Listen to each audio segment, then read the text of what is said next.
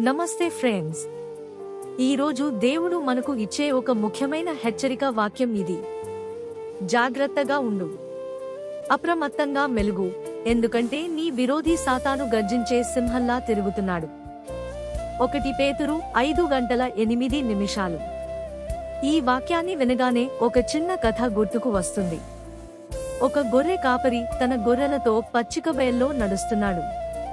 అందరూ కాపరి వెంట నడుస్తుంటే ఒక చిన్న అమాయక గొర్రె మాత్రం కొంచెం పూల కోసం, కొంచెం శబ్దం కోసం దారి తప్పి ఒంటరిగా ముందుకు వెళ్ళసాగింది. అది తెలియకుండానే పొదల వెనుక ఒక సింహం దానిపై కన్నేసింది.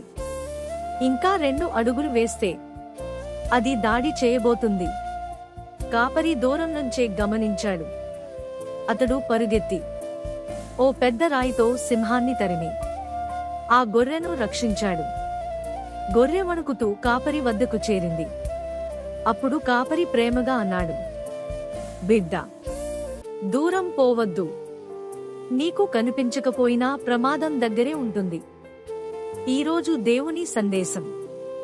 బిడ్డా, నిన్ను దారి తప్పించే ఆలోచనలు, నీ మనస్సును గాయపరిచే సంబంధాలు, నీ జీవితాన్ని మార్చే నిర్ణయాలు, వాటిలో చాలా ప్రమాదం దాగి ఉంటుంది.